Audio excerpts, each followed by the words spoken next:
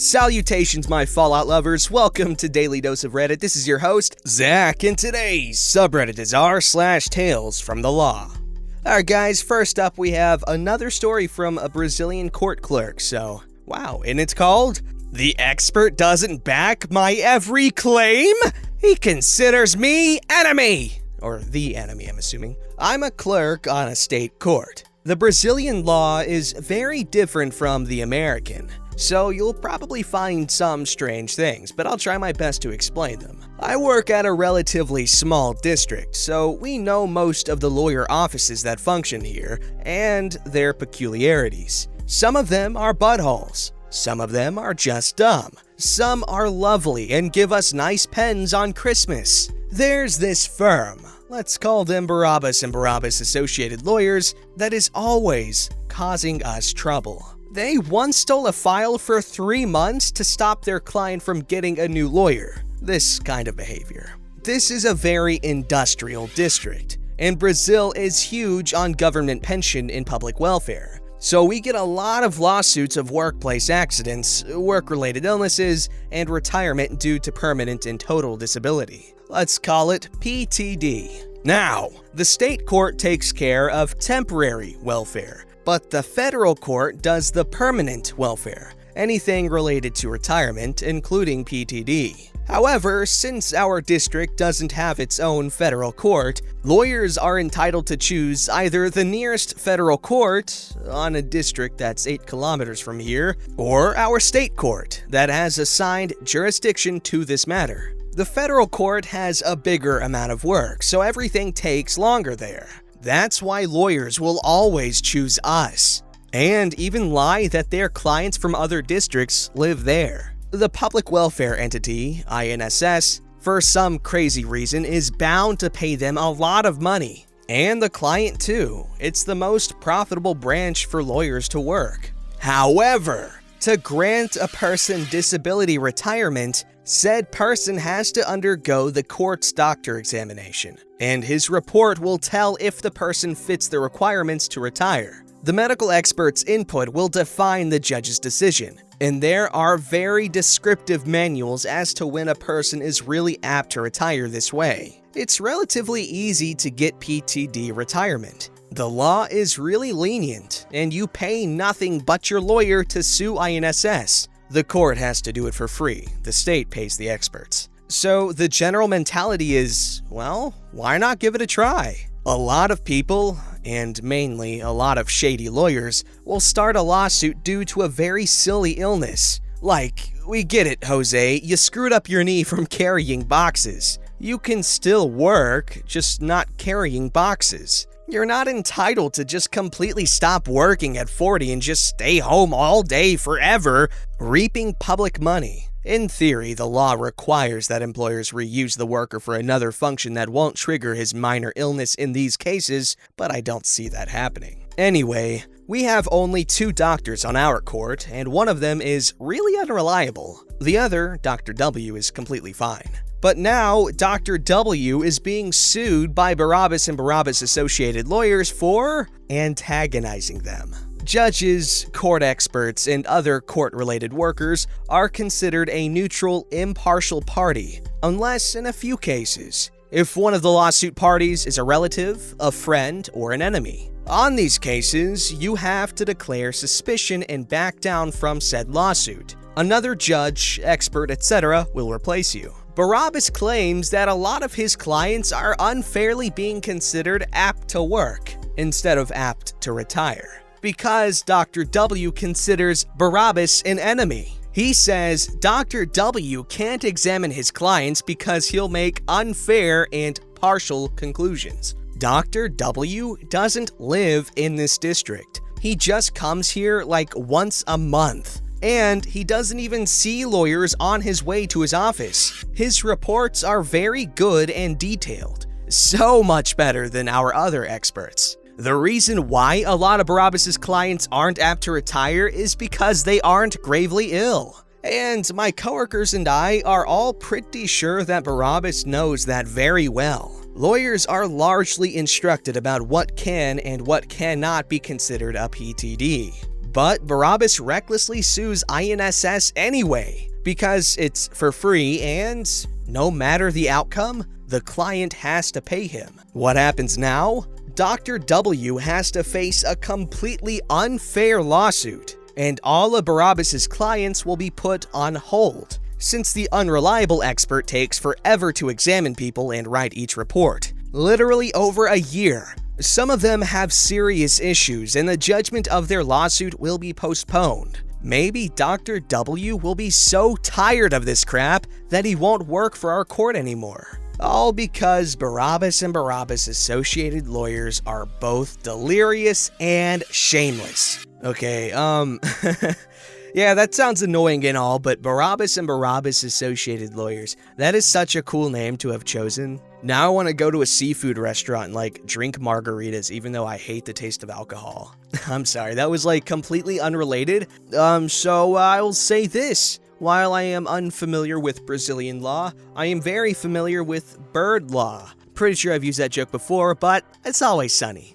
Alright, here we have another story from user Polonium Poisoning called, "It's Not You, It's the Establishment." I'm a civil court clerk in Brazil. Incidentally, user Deprox is my husband and coworker. My job is to take care of lawsuits, resolve lawyers' doubts, and explain to the general public that their lawsuit isn't the only one in the world, and everything takes time to be solved. I agree that it usually takes too much time, but a very small part of it is in my hands. Since 2013, every lawsuit that comes to us is 100% digital, and it's a big help for everyone involved. But obviously, older stuff is still on paper, and except for a few important and long ones still running, they will remain on paper. People have a lot of trouble understanding that our time and resources are limited, so we can't scan their parents' divorce that happened in '76. And they're gonna have to wait until an outsourced company retrieves the dusty file from the state archive in another city. I don't have a password for that to give to you.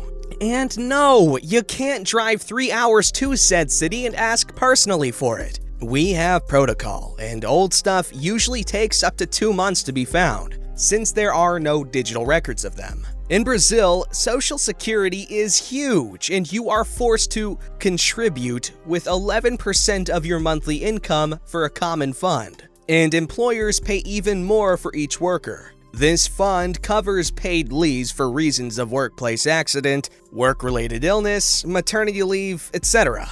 It's the same fund that pays pensions to the retired, be it for reasons of old age, time of contribution, or disablement. Turns out, the agency in charge of deciding if you're eligible to benefit from any of those pensions declines a lot of requests, so people turn to lawsuits to get their alleged rights. Some requests are legit, but there's a lot of bad faith too. Like the time a guy wanted to get paid leave due to a workplace injury he got playing football. He was a truck driver, and it was his day off. My judicial district is known for having a lot of people benefiting from Social Security, since there are a lot of factories and underemployment. So people are often disabled with tendinitis, rotator cuff syndrome, etc. Also, the system is super bureaucratic, so if, for instance, you once had a lawsuit requesting a paid leave due to work-related illness and the Social Security agent stops paying you,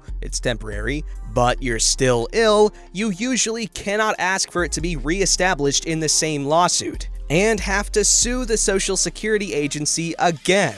Here comes a lawyer. He had a hint of madness in his eye. Nothing like Dr. Drama or the Centaur Associate, but it looks like you'll give me some trouble. The characters are Dr. Slightly Crazy, myself, a female clerk, the youngest in my court, and the Social Security Agency. Hi, I really need this lawsuit today. I came all the way from city that's a 25-minute drive from here. I get that a lot. I live 30 minutes from work in another city, so I'm quite unimpressed. I checked his lawsuit number, and it was archived. I informed him of that. But how? I sent a petition last week. Yeah, sir. The judge determined to send it back to the archive because there's nothing else to do. How is there nothing else to do? My client's not getting his pension anymore. Something needs to be done. Sir, the pensions for work-related illnesses are temporary. We cannot force them to keep paying. How dare Social Security stop paying? He's still ill. Then he requires a new evaluation by Social Security, or file a reestablishment lawsuit. This is unacceptable. In this country, we have no rights. Why would they cease his pension? And archiving only a week after I petitioned. Now I have to ask for the files again and come here again. From city that's a 25-minute drive from here. So I can file another lawsuit. Who is the judge here? By then, Dr. Slightly Crazy was somewhat rampant, and I was sure he wanted to complain to the judge about me. You know, because I was there and told him how the laws work. How dare me? I told him her name. She's one of the most well-known judges in the district, mostly because we do all the hard work quickly, and she never interferes unless absolutely necessary. Unlike other judges that are super centralizing and a general pain in the ass. Yeah, they're all bastards, he said, a little calmer, and closed his suitcase. I'm mad at the system, not you. You're a sweetie. And he turned and walked away like nothing happened, allowing me to finally release the breath I've been holding and whisper, "What the heck just happened?" Honestly, I'm okay with how that lawyer acted. Obviously unprofessional. And he doesn't obviously know much about what he's doing. I'm kidding, he probably just didn't know that one bit. But hey, at least he didn't shoot the messenger, you get what I'm saying? Alrighty, this one's called Types of Court-Appointed Criminal Clients. That took like 15 tries to say right, oh my gosh. I still remember the day that the judges in my town all sent out stern letters about how there aren't enough attorneys on the court-appointed criminal list, and the next thing I know, I've been signed up by my insurance defense firm. The thing is, I like the criminal system. I like the screw it, let's try this sucker in a month attitude of criminal law.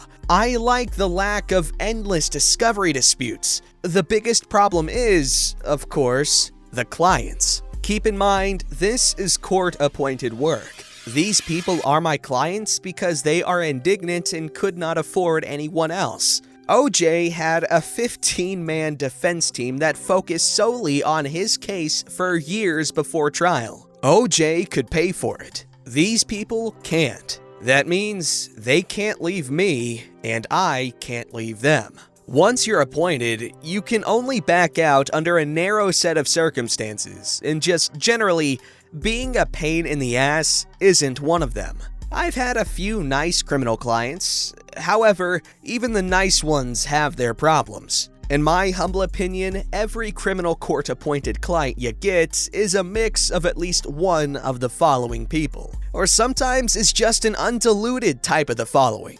The liar. This is by far the most common. When the case starts, I tell them that I am the only person on this earth who can help them.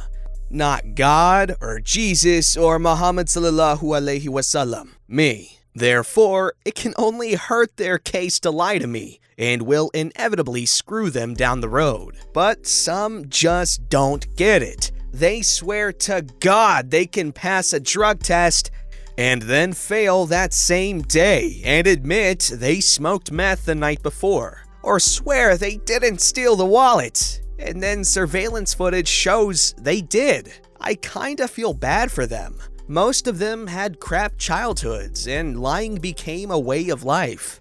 They figured they've lied their way out of every tough situation in their lives, so this will be no different. It's a hard habit to break that makes my job harder. The American legal system is where flimsy lies go to freaking die. The unreachable. You can always spot these ones a mile away because they start off so pleasant, totally truthful, realistic about their case in the system, and generally aware of the fact that I know what I'm doing. The problem starts when you actually need to talk to them. They never pick up, their previously fine phone is dead, they just got their 5th new phone this month, the number they gave you was actually their baby mama's number and they're having a fight. They make no attempt to follow up with messages or respond to letters. You call them in for a meeting and they don't show up on time, only to appear unscheduled hours later when you're eating lunch or with another client. They just don't have their crap together, despite being generally cool. And that is a huge pain in the ass because all legal proceedings are really collaborative ventures with counsel and client. The clinger. I take a don't call me, I'll call you approach to this crap. I do this because practicing law is just the biggest hurry up and wait game ever. Massive swaths of time can go by where nothing happens. Criminal work is typically faster due to constitutional protections, but there are still a lot of days that go by with minimal action. The clingers don't get this though.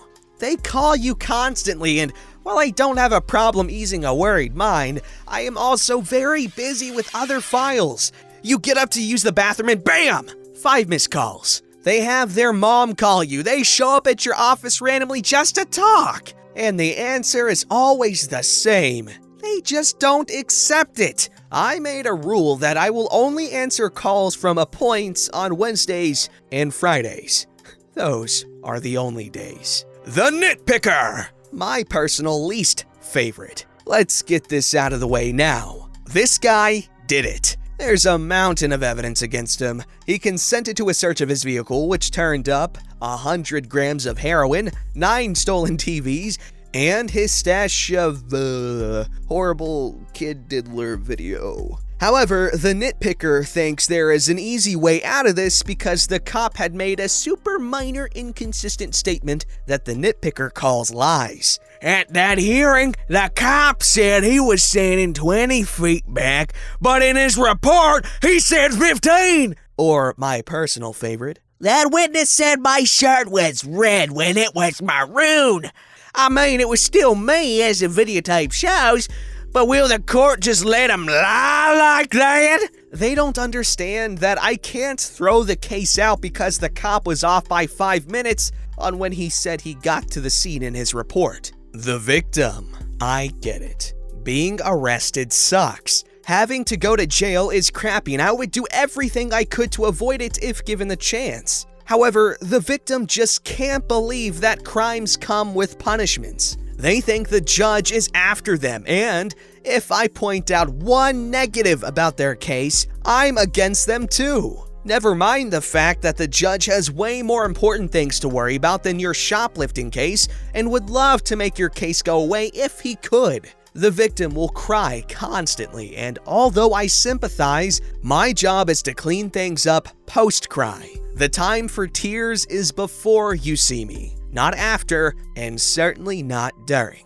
The burnout. This dude has absolutely fried his brain with drugs. He has no teeth and hasn't bathed in months. It takes him forever to do anything, but not because he's thoughtful. He's more like a guy taking every movement slow because speeding up could cause him to unleash the diarrhea he's holding in. Unsurprisingly, communication is an issue. At best, he mumbles some words about where he is. At worst, he just stares off into the distance and drools. You could rifle a baseball at his face and he would raise his hands up to stop it 2 hours after it collided with his nose. He's so unresponsive to stimuli that you could almost believe you can use it as a defense. No jury can reasonably believe that this dude kicked in a door with a gun when he looks like tying his own shoes successfully is playing from the back trees. Have any of you guys had to use a court-appointed lawyer? If so, why and how was that experience? And if you've ever had both a court-appointed lawyer and at one time a paid-for lawyer, what were the experiences like compared to each other? And would you consider a court-appointed lawyer, court-appointed lawyer, would you consider that to be inferior? Don't forget to like, subscribe, and hit that bell to never miss an episode.